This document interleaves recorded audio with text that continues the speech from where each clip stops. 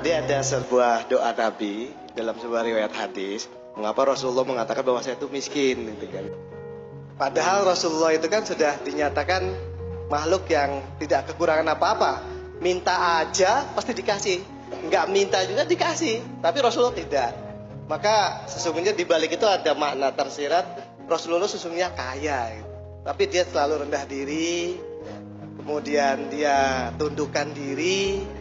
Ini sebagai pembelajaran bagi kita umatnya, bahwa kita tuh jangan memiliki sesuatu yang berlebihan.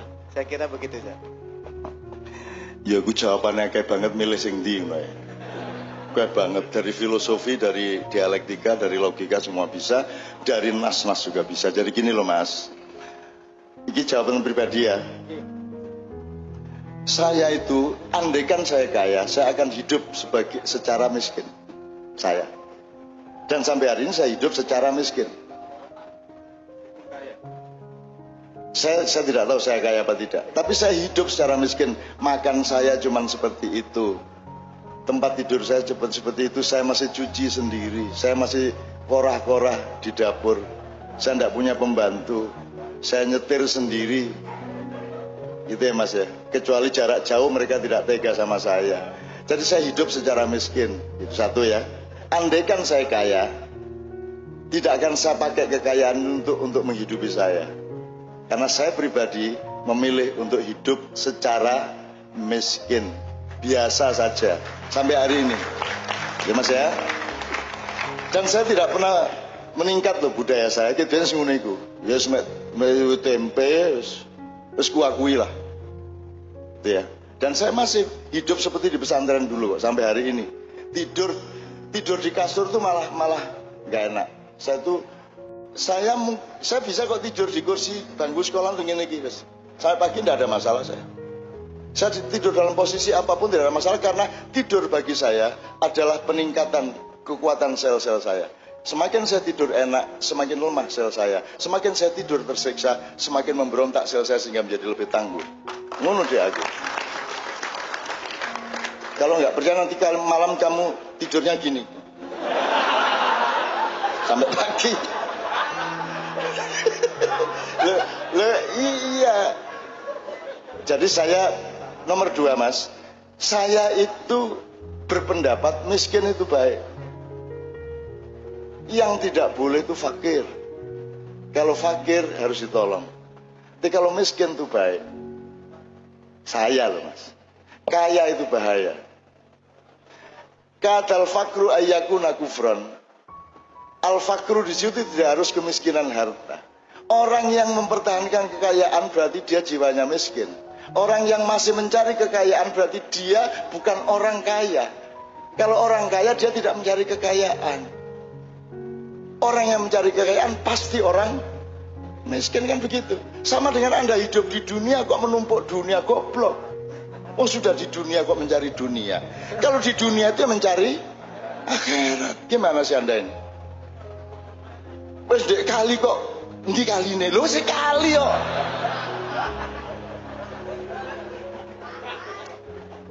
Terus kamu bikin drama mencari Tuhan. Terus Tuhan datang. Lho sket biyen dek kene aku. Dari dulu di sini kamu udah lihat. Sampai ada ngomong wali tadi ya, ada seorang waliullah di daerah di tempat saya di Mojo Agung. Dia tidur telentang di tengah jalan raya, jalan lintas Jakarta Surabaya, telentang. Terus dia nangis, wow, kayak bayi. Dia sudah tua waktu itu, sudah 70-an. Tapi dia tidur kayak bayi terus nangis kayak bayi. Polisi kan jalan macet, polisi datang. Mbah, enten apa sampean iku mriki niki? Anu apa sampean kok nangis niki? Gitu bahasa Jawa Timur ya. Kan macet ini. Tapi tidak ada yang berani sama mbah ini. Jadi dia kayak bayi itu loh, kayal-kayal itu loh ya. Terus ditanya beberapa kali baru dia menjawab. Wancane matane pijek kabeh. Ket mang Kanjeng Nabi rene kan sing nyopo. Dodolan tok ae raine arek-arek iki. Golek bathi tok Kanjeng Nabi iki ket mangkleling delok-delok kon gak ana sing nyapa situ-situ. Gak ana sing selawat situ-situ. Wah, aku seneng banget adegan ini, Mas. Seneng banget. Gitu kan. Terus polisi ini, gila, mboten ketok ya, Mbah. Sampeyan saged delok mriki mboten ketok. Lah ngene raimu ku ndelok dhuwit tok ae pintere. Mulane gak iso ketok Kanjeng Nabi. Ngono sih. Itu kejadian bener-bener. Ya apa kate ketok Kanjeng Nabi wong merak matamu iku mek dilatih nek gak ndelok dhuwit, ndelok arek wedok ayu, ndelok susu, ndelok. Mesti ya Kanjeng Nabi gak ketok. Oh, dioring-oring polisi ini. Ya wes ngono, terus dia kayal-kayal, akhirnya aspalnya itu pecah-pecah karena Simba itu kayal-kayal. Jadi kalau dia itu marah anjlok itu yang hancur bukan kakinya tapi aspalnya. Makanya jangan bikin saya marah. Aspal tak rusak kabeh pegalongan ini. Gitu. Tapi sikilku dhewe sing bundas rek. Itu ya Mas ya. Wali itu ya wali yang tidak pakai aturan lah Mas. Apa sebabnya wali di sana di sini begini sana kok gini, tidak ada aturan cakarep-karepe. Wong dia majdzub kok. Dia cuma mediumnya Allah kok. Yang orang saya ceritakan kalau ke masjid itu nguyung antar wah di masjid. Ini beneran. Bentar kalau selawatan bareng dia terbangnya leren. Terbangan kok taek gitu kan. Terbang nih. Terus dia bilang, wah. Ini ribuan orang kan pakai sekian petromak gitu. Dia wah. Mati pet lampunya kabeh. Karena dia pukul satu kali pat. Terus dia kapokkan yo gitu. Coba wali ngono iku coba. Kok nek kepengin dadi wali gendeng ngono iku.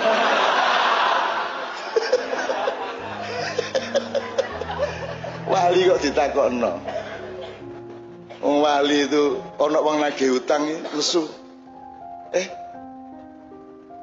Jangan main-main kalau sama Tuhan. Kalau kalian nagih utang Tuhan kan ini. Ada seorang wali dibikinin masjid oleh pemuda di kampung. Terus dia sholat di situ tiap hari, dia mimpin. Ternyata ada Cina-Cina datang dari kota, ternyata masjidnya masih banyak utang. Tegelnya masih utang, gendengnya masih utang, kayaknya ditagih dia sama Cina-Cina loh.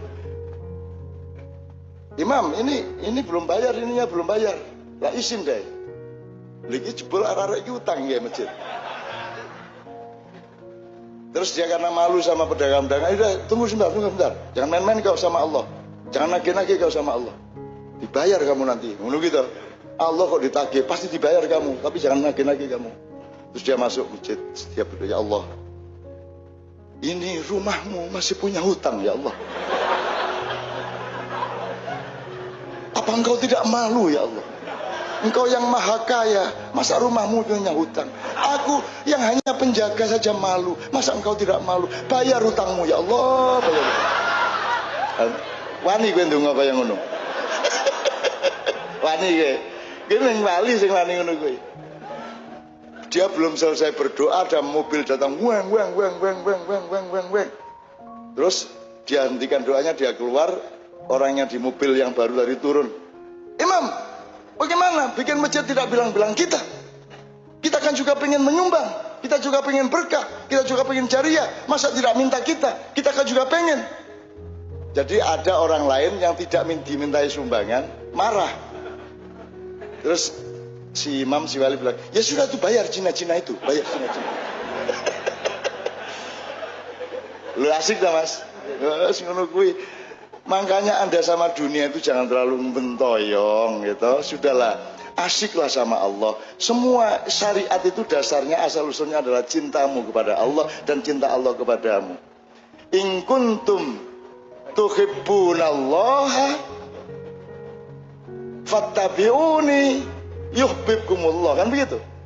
Jadi semua ini asal usulnya Allah mengatakan kepada Muhammad, wahai Muhammad, katakan kepada mereka kalau memang mereka mencintai aku. Cinta loh Mas, bukan ketaatan, bukan komitmen, cinta. Kalau mereka memang mencintai aku, ikutlah Muhammad, kan begitu. Jadi kita ini ikut Muhammad karena cinta kepada Allah. Jadi cinta mas. Sudahlah, saya temanmu tadi yang penting cinta kepada Allah. Gitu loh mas ya. Oke. Pertanyaan Anda tadi apa? Islame nyongke Islam golek slamet ngono diterima karo Kanjeng Nabi napa mboten?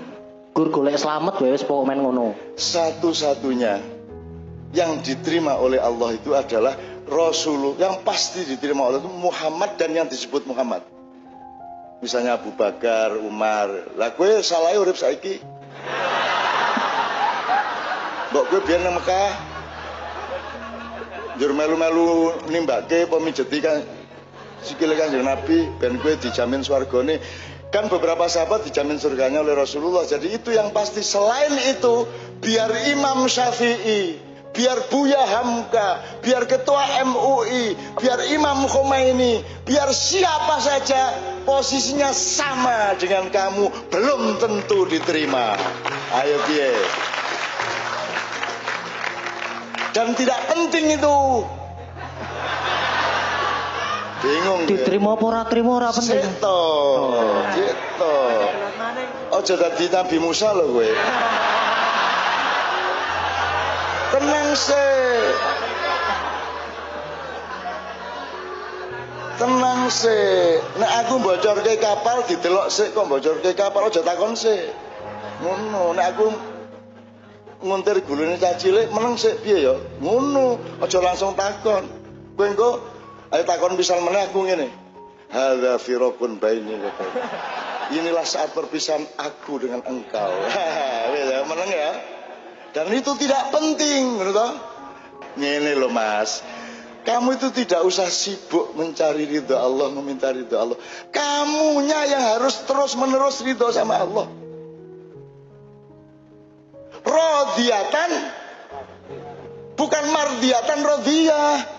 Kamu yang harus memastikan setiap saat ridho kepada apapun saja yang Allah tentukan untukku. Kamu ridho, efeknya pasti diridhoi. Masa ya Allah ridhoilah aku, ridho jaluk tok kon dhewe gak ridho. Kan begitu? Bener nggak logikanya? Ayo takon meneh. Bener nggak? Jadi jangan sibuk memohon ridho Allah.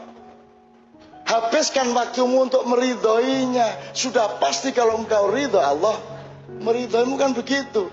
Jadi kan ya ayyatuhan nafsul mutmainnah. Terus irji'i ila rabbiki radiyatan mardiyah. Loh, radiyatan sik baru. Lah kamu itu sibuk mardiyah. Lo mardiyah wis rabi kebiyen ya.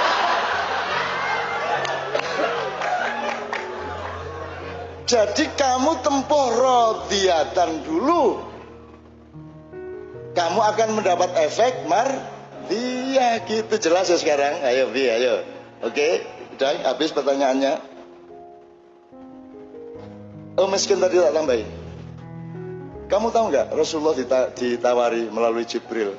Jibril bilang sama Muhammad, kalau dia mau jadi raja yang kaya raya seperti kakeknya Sulaiman alaihissalam, untuk menjadi mulkan Nabi ya, raja yang kaya raya, maka wahai Jibril siapkan semua infrastrukturnya. Kemudian Jibril membuat gunung emas di antara Madinah dan Mekah, dan sampai sekarang masih ada di pagar itu. Itu stok terakhir Arab Saudi yang akan bangkrut sebelum 3 tahun yang akan datang. Ya, itu Jibril yang bikin untuk Muhammad.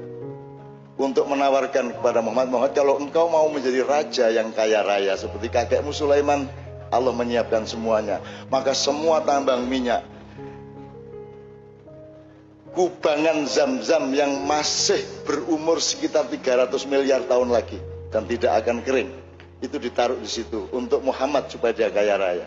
Tapi Muhammad menjawab, la ya Allah, biarkan aku, kalau aku diperkenankan, aku memilih menjadi abdan nabi ya.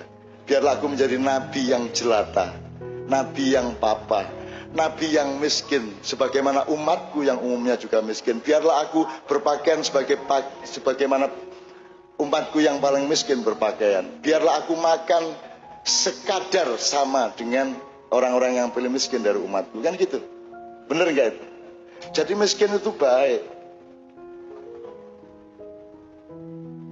Pendapat saya, miskin itu baik. Sama dengan lapar itu baik. Lapar itu paling baik. Jangan sampai kenyang. Saya itu hampir tiap hari saya membiarkan diri saya lapar. Nanti kalau sudah mulai ini sudah akan menuju titik mulai akan tidak sehat, saya makan dikit. Prinsipnya ganjil toh. Kalau saya misalnya mau makan satu piring dengan lauk apa, saya coba risolo siji apa tempe loro, terus aku ngombe sing akeh. Kalau sudah cukup untuk menjaga kesehatanku, aku tidak makan yang lainnya. Gitu loh Mas. Saya tiap hari menjaga seperti itu. Jadi saya sangat sedikit makan, saya sangat sedikit tidur. Gitu loh Mas. Itu namanya hidup secara miskin tadi itu. Saya tidak pernah melampiaskan apa-apa. Untuk apa aku melampiaskan? Aku sudah punya istri Novia.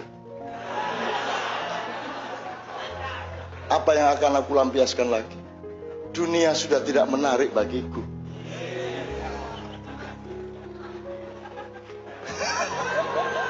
Lelah enak teman nek duluran nih Mas ya. Gitu oke. Terakhir ya, oke. Sekarang waktu tinggal sedikit. Bapak saya mau tanya, ini langsung kita akhiri atau kita kasih tenggang sedikit untuk sholawatan? Oke, aku jaluk nada nih. Tapi aku diwangi karena saya teriak-teriak agak kurang kontrol saking cintanya aku kepadamu semua.